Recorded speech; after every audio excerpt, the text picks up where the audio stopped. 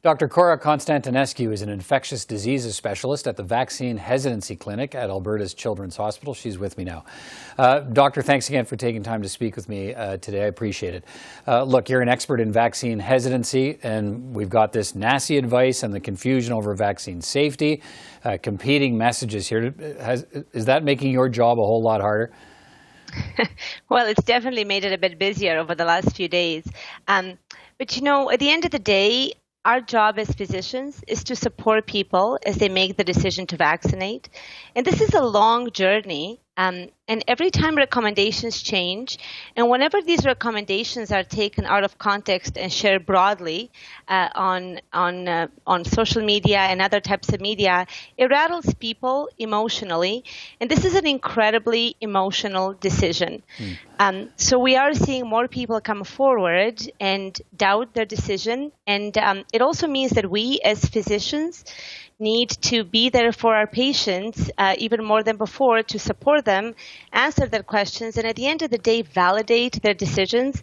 We've been doing it for over a year around COVID, right. And especially now in this terrible third wave, people need us more than ever because they need to be protected more than ever. So give me a sense of what you're saying to patients who question. What is your message if a patient is considering is being offered either AstraZeneca or Johnson & Johnson when we get it, and they've heard this mixed messaging around the safety issues? What do you say to them? You know, at the end of the day, this is an incredibly personal decision that every one of us has had to make.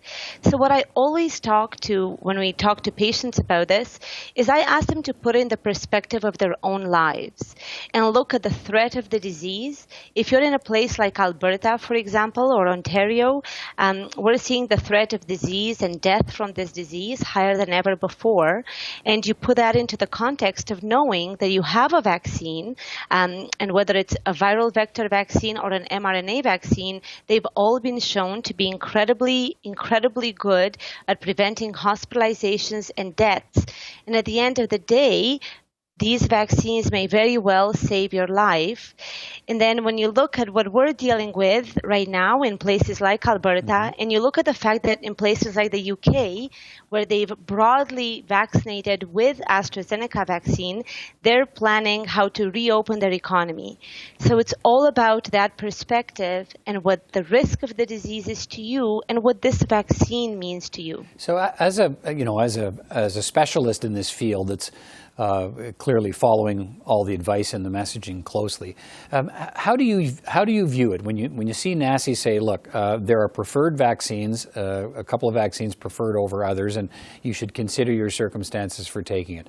And then you have Health Canada and the Prime Minister saying, look, take the first vaccine that's offered. They're all safe. They've all been approved.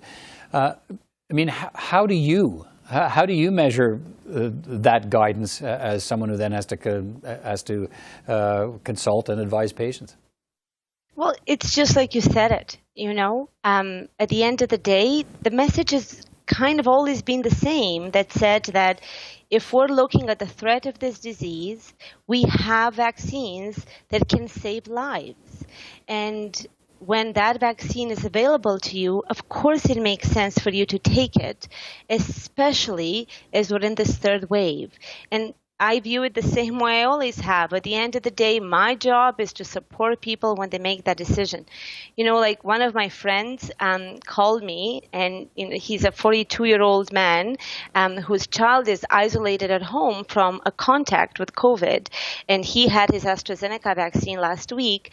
And he called today almost wanting a validation for that decision. And would his decision have been any different today? I don't think so, because at the end of the day, the threat is here. The threat is closer than ever before, and we have vaccines that can save lives. Is there, as you follow this along, and it's not the first, we've had this sort of discrepancy over AstraZeneca, now over Johnson & Johnson. What would your advice be on the messaging side? If there are legitimate, I guess that's one of the other issues too. Do we want a volunteer panel of experts that weigh in on some of these safety concerns, or would we rather just not hear from them and push ahead? is there value in having this group of experts, NACI, weigh in, even if sometimes the message is one people don't want to hear? Absolutely. Every country and every vaccine program needs an independent group of experts who understand the science, who can make recommendations on how to use vaccines to different territories and provinces in our country. And, in some ways, this, I do believe, has been taken out of context and shared broadly. But you look back on their previous decision, which was to give one dose of a vaccine and to increase the time between the first and the second dose. And that decision saved lives. And these guys are working really hard and making really important recommendations and decisions. But as with anything to do with COVID and COVID vaccine, you have to put it all into perspective. And you need to look at the different recommendations. You need to look at vaccine availability. And you need to look, each and every one of us has to make a decision that is right for us.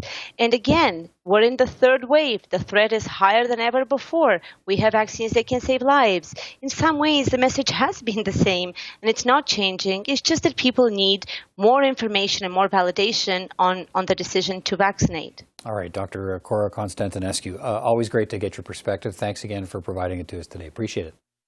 No problem. And can I just say personally to you, Peter, I know you've had your AstraZeneca shot, and I just want to say thank you. And I want to say thank you because you protected yourself and your family, and you've gotten us all a bit closer to community protection. And I think that's the kind of message that Canadians need to hear.